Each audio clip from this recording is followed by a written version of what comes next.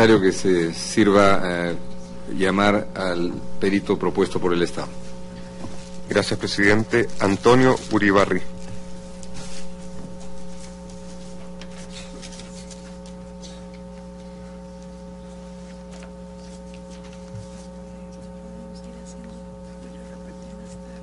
Sí. Puede tomar asiento, por favor.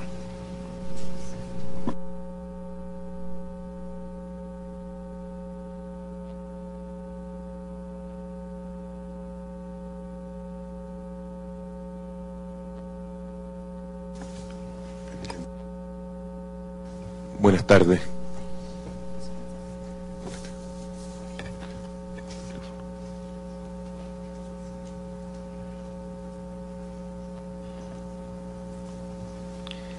Le solicito al declarante manifestar ante la Corte su nombre.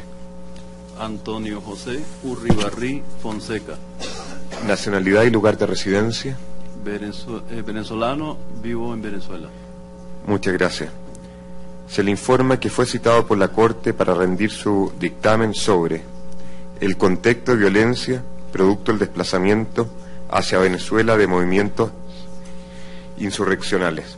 Se informa al perito que, de acuerdo con el artículo 53 del reglamento de la Corte, los Estados no podrán enjuiciar a las presuntas víctimas, a los testigos y a los peritos, a sus representantes o asesores legales, ni ejercer represalias contra ellos o sus familiares, a causa de sus declaraciones, dictámenes rendidos o su defensa legal ante la Corte.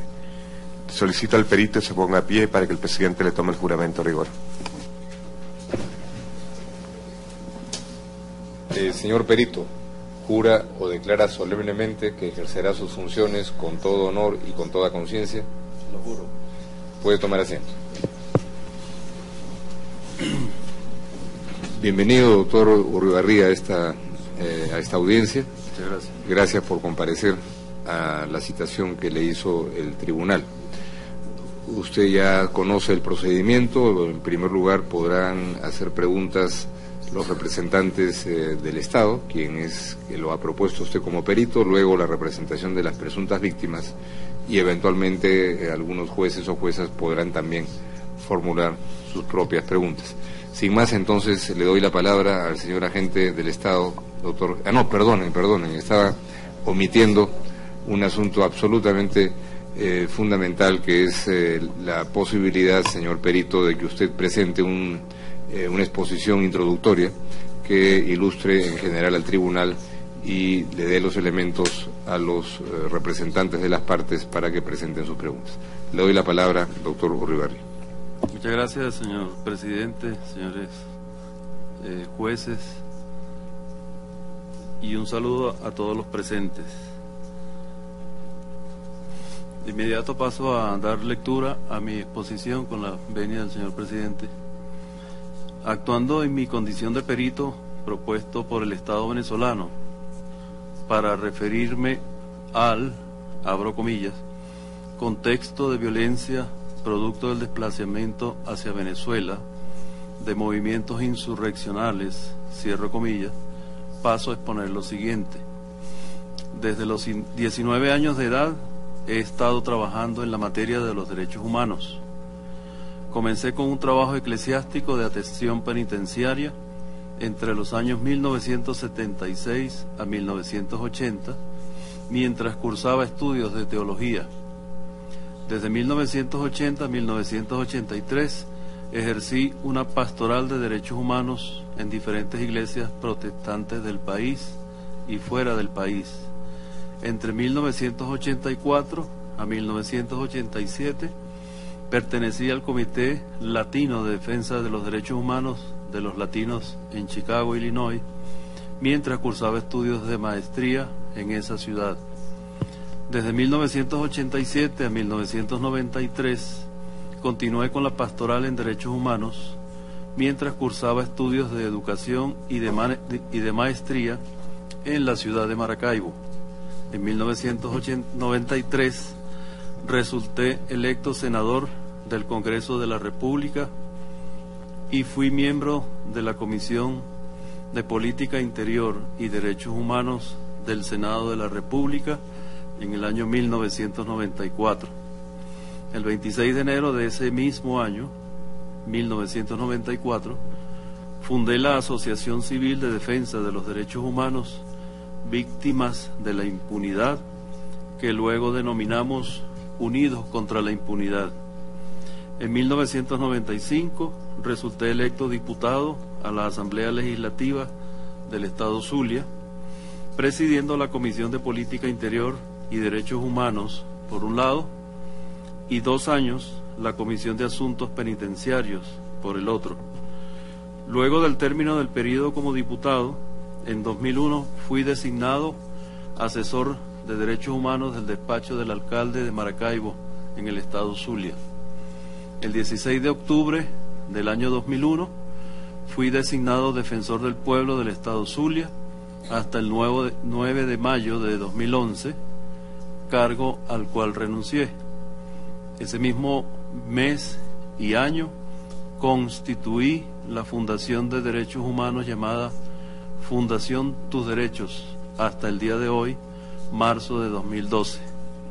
Durante todo este tiempo he estudiado la problemática de la situación de violencia en mi país, ocasionada por la incursión en territorio venezolano de los grupos irregulares colombianos, que tiene un factor difícil de controlar por la existencia de 2.219 kilómetros de línea fronteriza entre Venezuela y Colombia. Como es conocido por todos, la situación de violencia en Colombia data de más de 60 años, producto del surgimiento de la guerrilla por razones políticas y sociales en nuestro hermano país. A consecuencia de las actuaciones de la guerrilla, los productores agropecuarios colombianos fomentaron cuerpos armados para defenderse de la subversión, y así surgen las Autodefensas Unidas de Colombia para combatir a la guerrilla y defender a los propietarios y productores agropecuarios colombianos.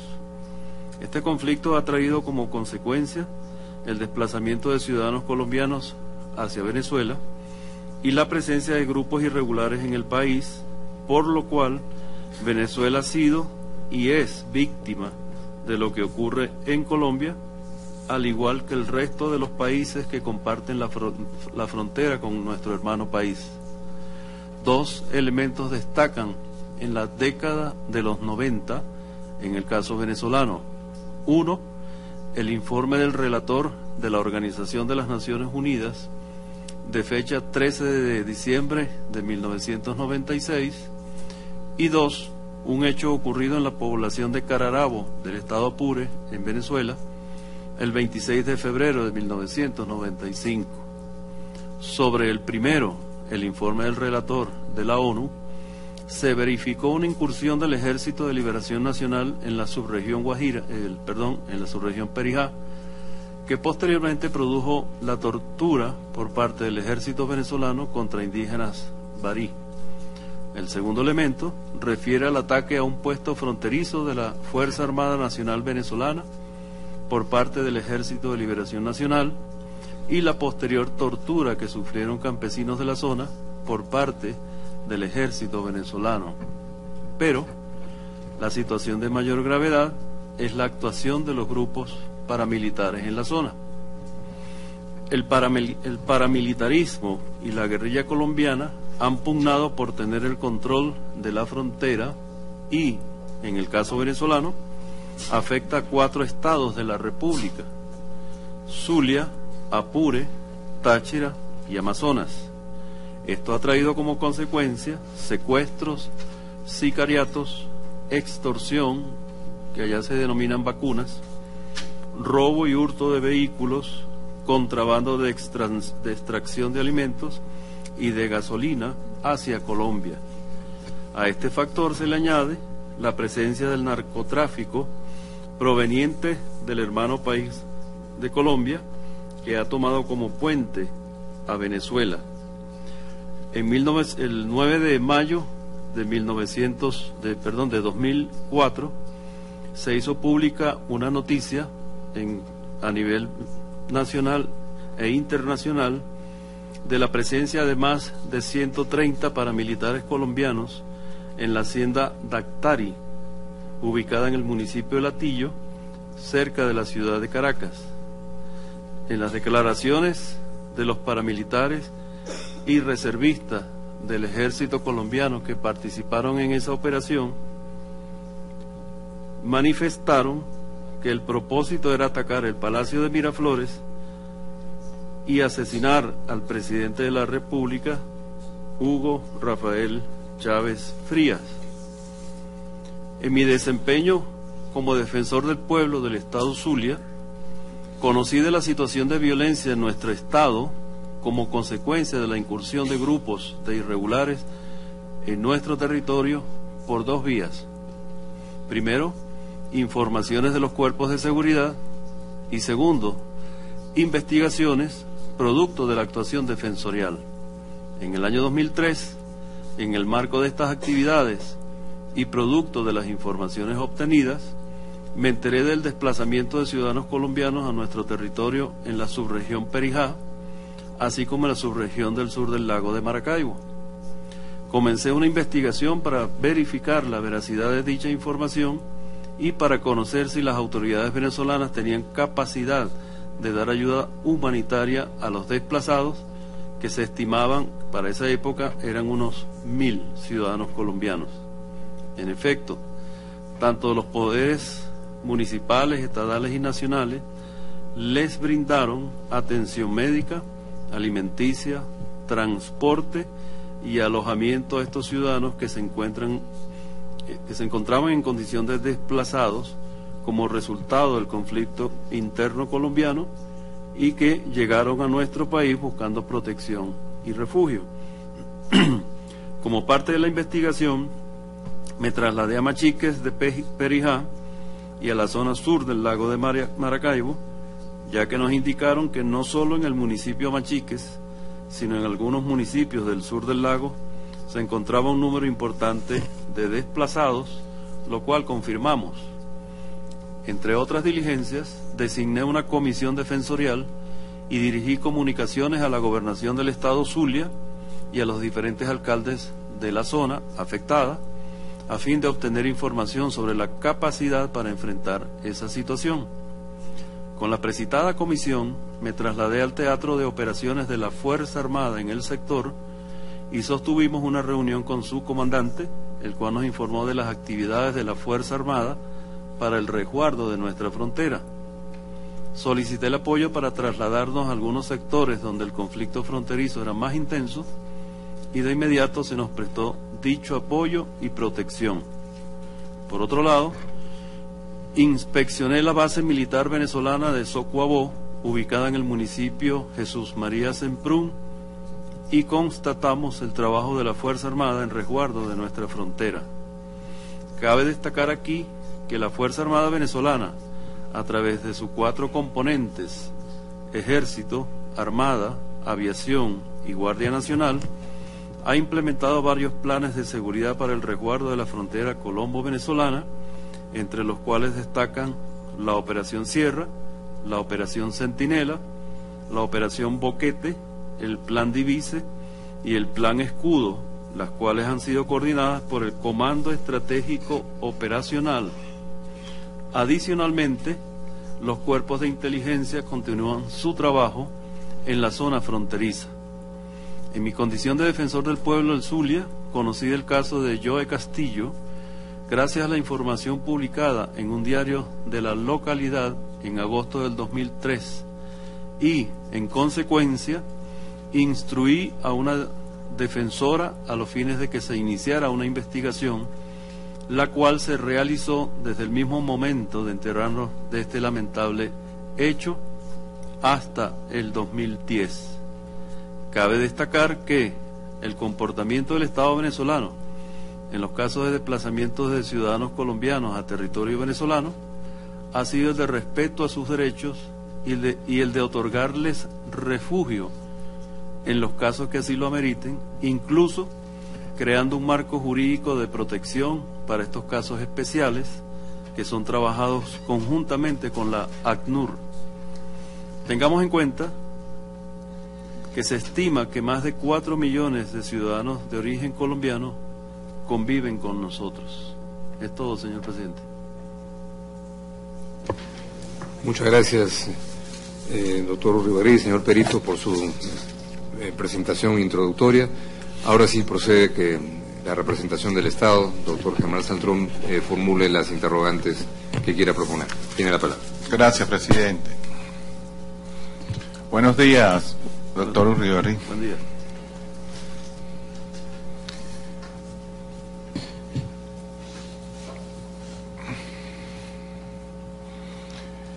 Diga usted cuáles son los problemas de seguridad ciudadana en la frontera que se ocasionan con ocasión del conflicto colombiano. Sí, estamos hablando allí de los secuestros, sicariatos, el contrabando de extracción, el problema del narcotráfico, que está muy presente allí en la zona fronteriza y que afecta tanto al hermano país colombiano como a nosotros en Venezuela.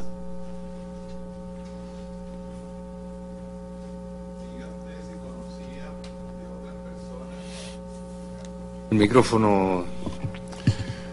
Diga usted si conocía de otras personas que han trabajado el tema de la seguridad ciudadana que hayan sido amenazadas en el estado Zulia.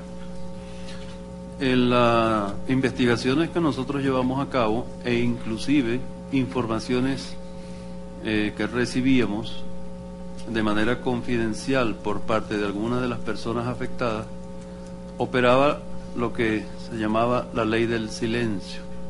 Es decir, en zonas como las del sur del lago, específicamente un pueblo que se llama El Cruce, allí en la visita que nosotros realizamos y en las entrevistas que hicimos, nos decían que ellos tenían terror, mucho miedo de denunciar alguna situación porque habría represalias en contra de su vida. Entonces esto nosotros veíamos que cuando solicitábamos que interpusieran formalmente la denuncia, ellos decían que sencillamente no podían hacerlo por esta razón, lo cual implicaba la impunidad. Es decir, cuando no había denuncia sobre ciertas situaciones, nosotros no podíamos hacer absolutamente nada porque eran confidencias que nos hacían llegar a las personas afectadas. O sea que no existía registro escrito de denuncia porque ellos no aceptaban hacerlos por escrito. Sí, una vez que le decíamos formalice su denuncia, no lo hacían por temor a su vida. Ok, diga usted aquí a los magistrados de esta corte, ¿cuántas personas pagan vacuna y qué consiste en el pago de vacuna que establecen como condición obligatoria y por miedo los paramilitares en la frontera colombiana? Muchos son los sectores afectados, sectores ganaderos, sectores comerciales, inclusive transeúntes, personas de tránsito, cuando se les cobra vacuna por transitar por la zona, por comercializar, por tener una finca, un hato, ellos tienen que pagar vacuna por eso. ¿Usted ha tenido alguna experiencia personal en ese tipo de amenazas y de trato de extorsión? Desde el año 1994 yo he sufrido amenazas y atentados contra mi vida por la defensa de los derechos humanos.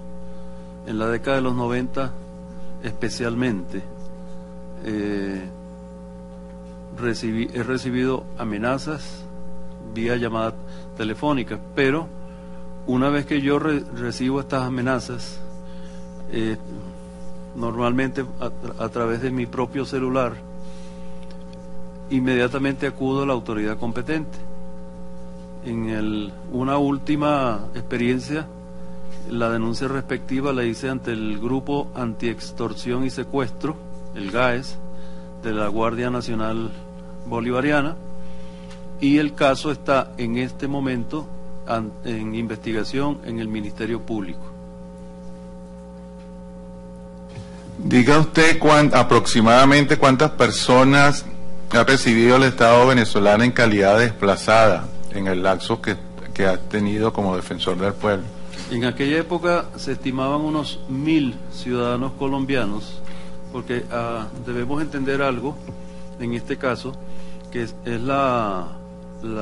una especie de oleadas que van de Colombia a Venezuela, y una vez que se resuelve el problema en una población en Colombia, los ciudadanos colombianos normalmente regresan. Algunos solicitan el estatus del refugio, porque aquí debemos hacer la diferencia entre lo que es un desplazado y un refugiado. La ley de refugiados de la República Bolivariana de Venezuela contempla que para pasar al estatus de desplazado a refugiado se necesitan una serie de requisitos, y actualmente hay una Comisión Nacional para los Refugiados que junto con ACNUR nosotros hemos llevado adelante el tratamiento de los casos que nos llegan. Cuando digo nos llegan, estoy hablando como defensor en ese tiempo, ¿no? ¿Puede usted relatarle a los magistrados aproximadamente cuántos son los recursos invertidos por el Estado venezolano para prestarle atención a esos ciudadanos desplazados? Nosotros tuvimos la experiencia, y todavía existe, especialmente en los municipios fronterizos, y muy particularmente en el caso de la subregión Guajira, en el hospital de Paraguaypoa, que está en el municipio Páez, y el hospital de Sinamaica, que se encuentra en el mismo municipio. Allí llegan normalmente ciudadanos colombianos, y el gobierno venezolano le presta el servicio de la salud, la alimentación, inclusive en algunos casos alojamiento. Esto implica, por otro lado, la inversión de ingentes recursos en esta materia para atender estas situaciones fronterizas, porque nosotros, como Estado venezolano, consideramos, como dice el ordenamiento jurídico internacional e interno, en el título 3 de la Constitución de la República Bolivariana de Venezuela, que los derechos humanos son para los seres humanos y no para una nacionalidad en particular. Por eso la atención a ellos. ¿Cuál es su experiencia como defensor del pueblo en el Zulia sobre la situación de conflicto para poder garantizarle la seguridad tanto a los ciudadanos colombianos como venezolanos? Y cuál es su experiencia sobre el éxito o no de las políticas del Estado, de las políticas emprendidas por el Estado venezolano? Sí, como dije, nosotros tenemos un marco jurídico muy importante desarrollado en los últimos 10, 11 años, donde por un lado el estatus de refugiado y lo que implica ser refugiado en cuanto a la protección de los derechos de quien solicita ese estatus, y por el otro lado, si alguno de ellos, como fue el caso, denuncia alguna situación de amenaza a su vida o a sus familiares, él tiene todo el derecho a solicitar las medidas de protección, y el Estado le ha concedido las medidas de protección cuando ellos lo solicitan. De acuerdo con su experiencia como defensor del pueblo, ¿cuántas personas, sobre todo líderes campesinos de la región del Zulia, han sido asesinados por sicarios que se supone que vienen del hermano país colombiano? Cuando hablamos de este tipo de cifras se presenta una confusión, porque algunos casos no es precisamente el sicariato, sino alguna situación de un problema personal entre un campesino y otro, pero sí se ha dado el caso de asesinatos de campesinos, y especialmente por el problema de las tierras, que producto de nuestra nueva ley agraria en Venezuela, ha habido conflictos entre el sector ganadero y el sector campesino allá en el país. Específicamente en el Zulia, cuando desempeñó como defensor del Zulia, ¿no conociste de algunos casos? Sí, bueno, el caso de el señor Doria, padre, y el señor Doria, hijo, que fueron asesinados producto de esta situación de las tierras, como productores.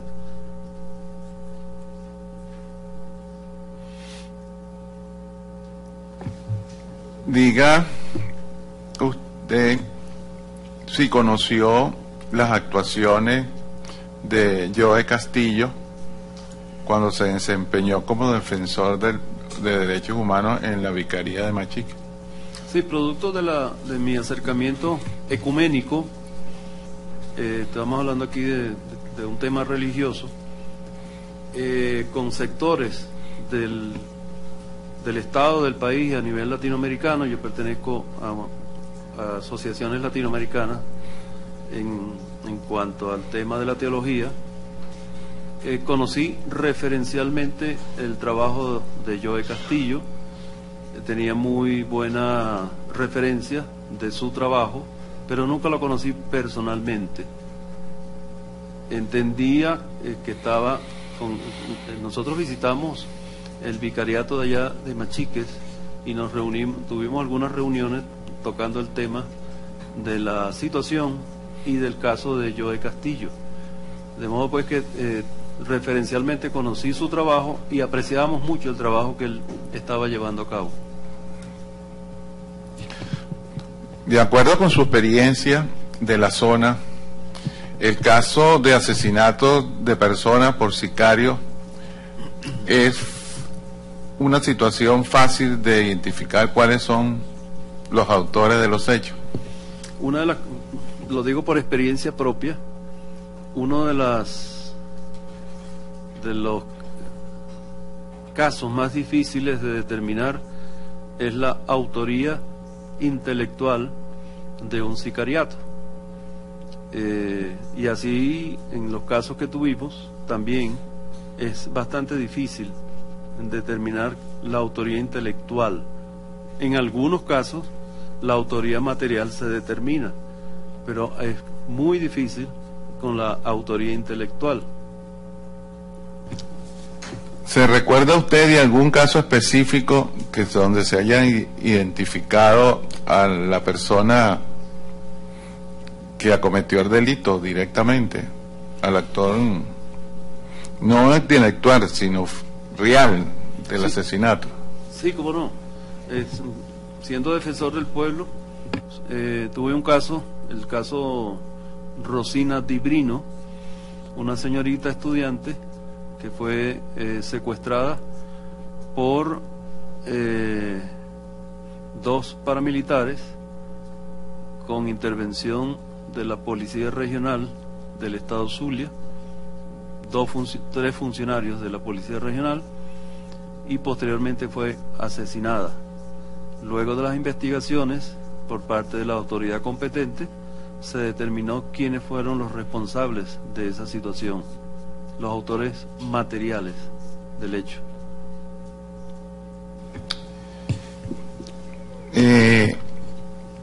¿Qué actuaciones tuvo la Defensoría del Pueblo cuando conoció la muerte de Joe Castillo? Sí, como le dije, nosotros, en mi condición de defensor del pueblo en el Estado Zulia, una vez que conocí del caso, ordené la respectiva apertura del expediente a una defensora que en este momento ya no es funcionaria, sino que está en otra institución del Estado, y ellos se trasladaron, como era la competencia o es la competencia de la Defensoría, al Ministerio Público para hacerle seguimiento a las investigaciones que el Ministerio Público estaba llevando a cabo en este caso.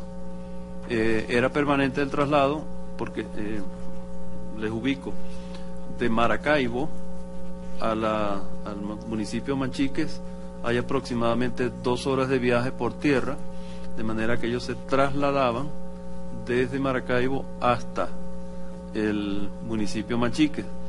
Y el defensor nacional del pueblo en ese tiempo, el doctor Germán Mundarain, fue el que solicitó la designación de un fiscal especial para la investigación del caso de Joe Castillo.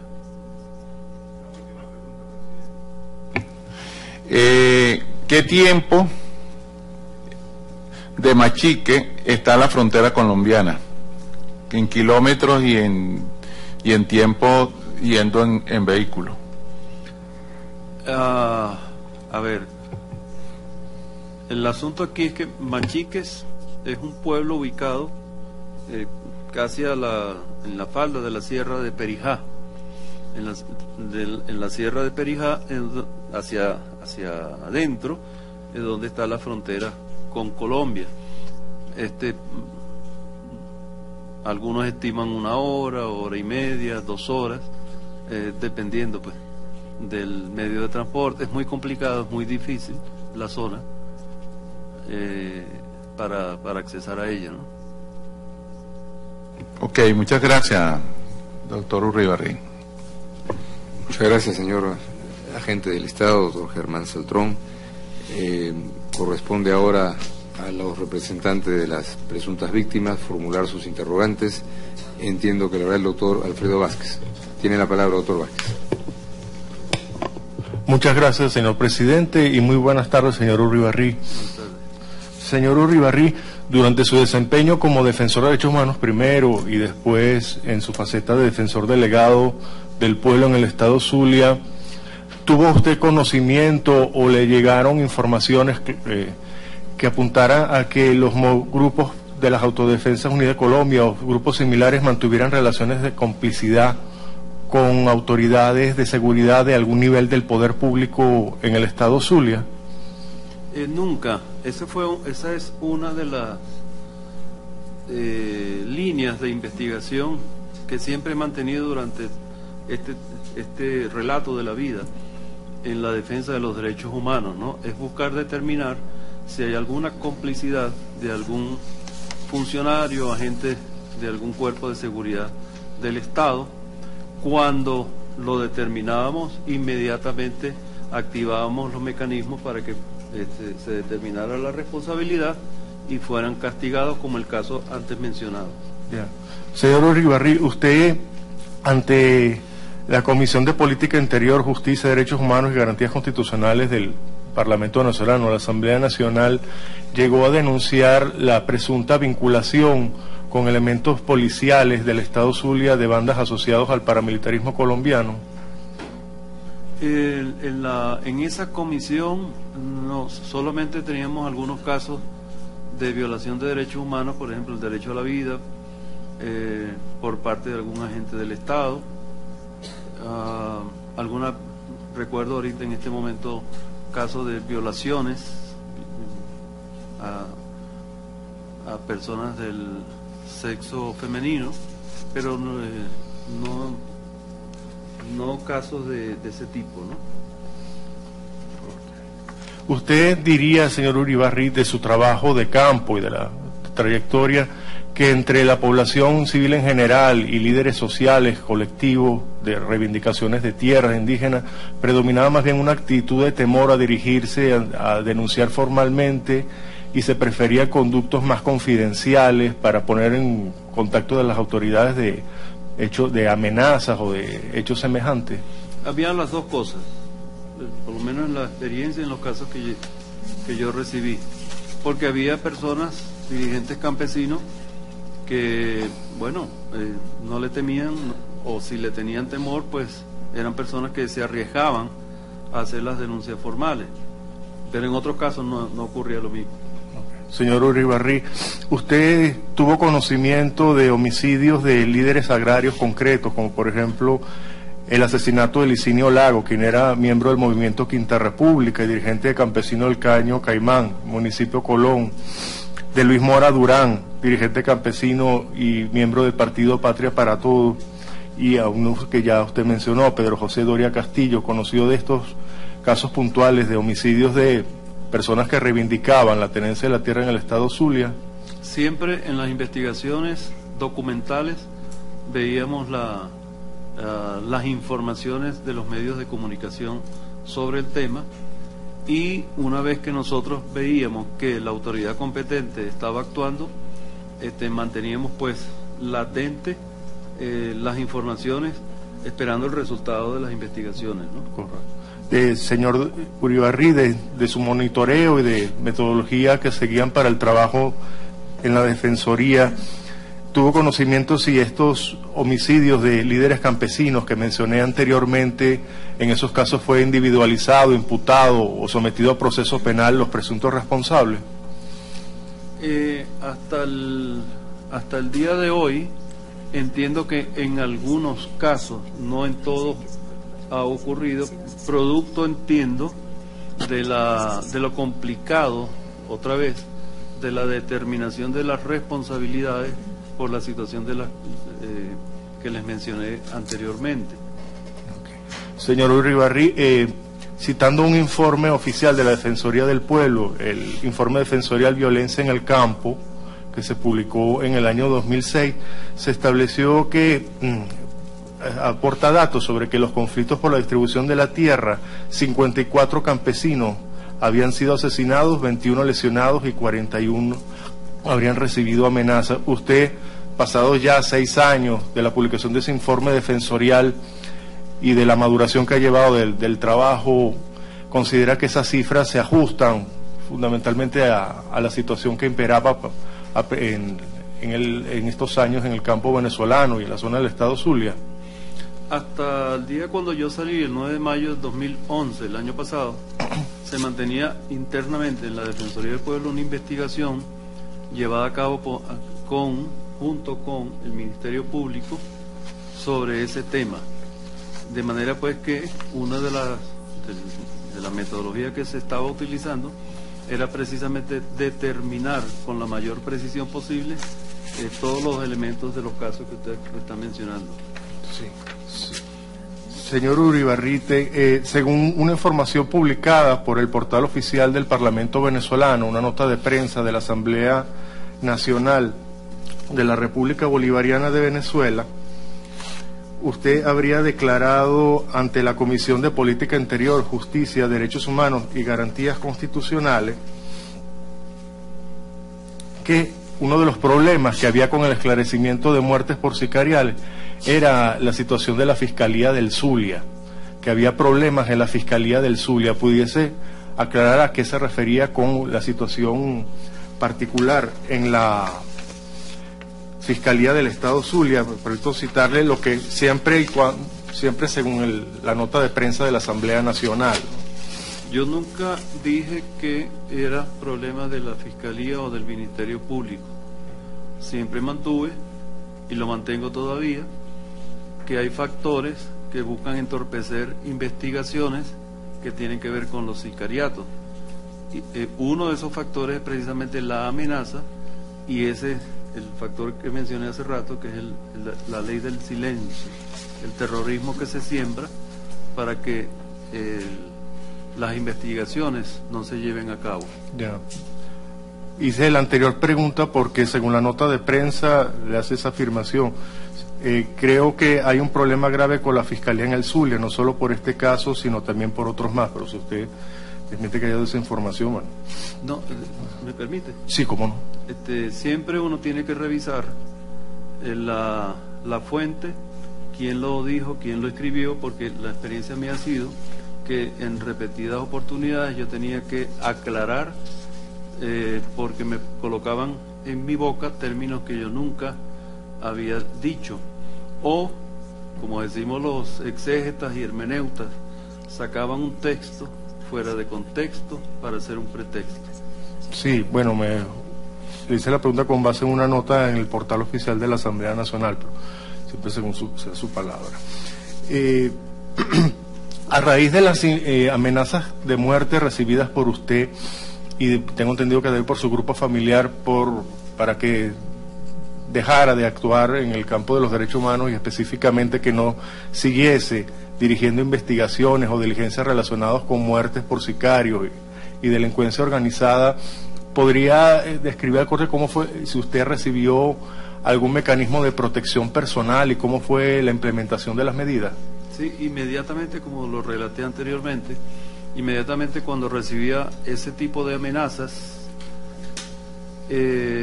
acudía a la autoridad competente y de inmediato se activaban los mecanismos de protección, bien sea por custodia policial y aún por custodia militar, a mí y a mi familia, una vez que yo lo solicitaba.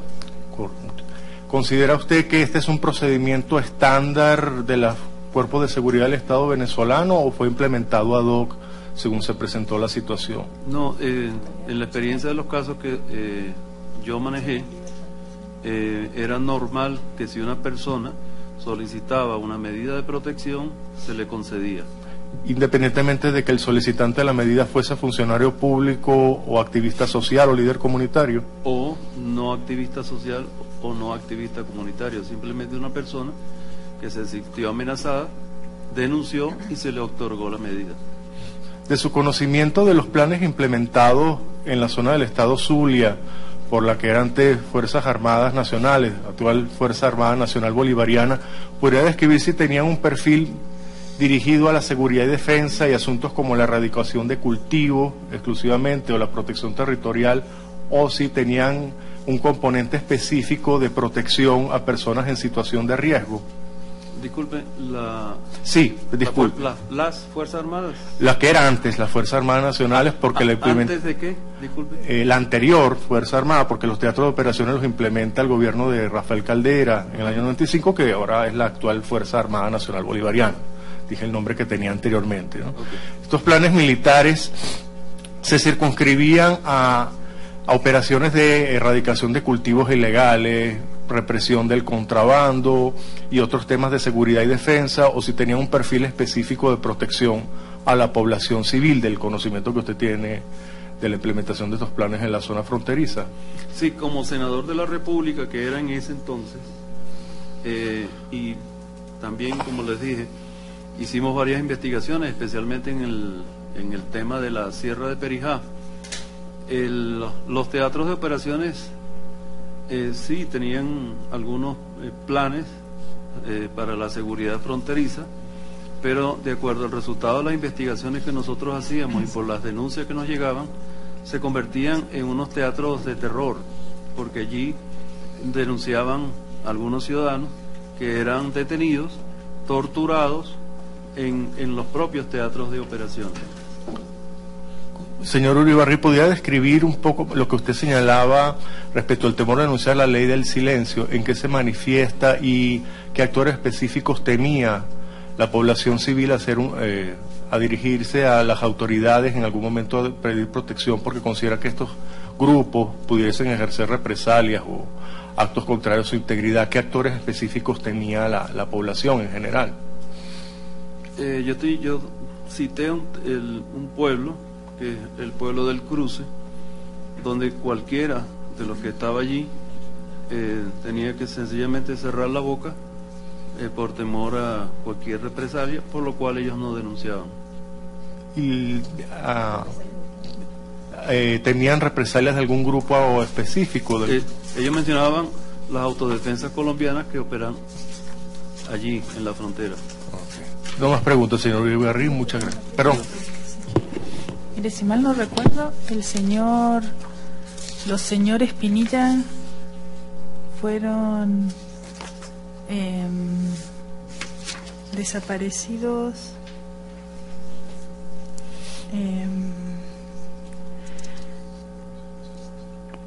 sí, fueron secuestrados cuando entraban a tribunales militares. ¿Pero? Dicen, los señores Pinilla habrían sido secuestrados cuando entraban en tribunales militares. ¿Usted conoce la serie de asesinatos que se dieron de solicitantes de refugio que incluyen al señor Agustín Rodríguez, a los señores Pinilla, que eran solicitantes de refugio que estaban bajo la protección de medidas cautelares de la Comisión Interamericana, y el caso también del señor Luis Ernesto Castro? Nunca nos llegó esos casos a la Defensoría del Pueblo. ¿No? No. Por lo menos al Zulia no. Está bien. ¿Y conoce más específicamente la profesión que tenían los señores Doria? ¿Cuál era su profesión? ¿Cuál es la profesión? Pedro Doria y su padre. Su padre era médico. Su padre era médico. Está bien. O sea que los asesinatos a personas que reivindicaban tierras no estaban ligados solamente a campesinos, sino a otras personas que también eran líderes sociales, ¿cierto? Sí, claro, y que luchaban por las tierras, sencillamente, ¿no? Claro. Muchísimas gracias. Muchas gracias al doctor Alfredo Vázquez y a la doctora Viviana Cristichev y a la representación de las presuntas víctimas por las preguntas. Gracias, señor perito, por las respuestas. Les pregunto a los señores jueces si quieren presentar alguna interrogante. Juez Biogrossi. No, señor presidente. Muchas gracias. Juez Pérez Pérez. Jueza Abreu Blondet. Jueza Macaulay. El juez Leonardo Franco. Juez Ventura Robles. No, gracias, señor presidente. El tribunal no tiene más preguntas que formularle, doctor Urribarri. Nuevamente le agradecemos mucho por su concurrencia a la convocatoria del tribunal y por las respuestas que ha brindado a las preguntas que se le han formulado. Gracias a ustedes, señor presidente, por el tiempo. Muchas gracias a usted. No le voy a pedir que se incorpore al auditorio porque la audiencia se va a suspender ahora, para que la reanudemos a las 3 de la tarde para escuchar los alegatos orales y las observaciones finales orales por la Comisión Interamericana. Se suspende la sesión.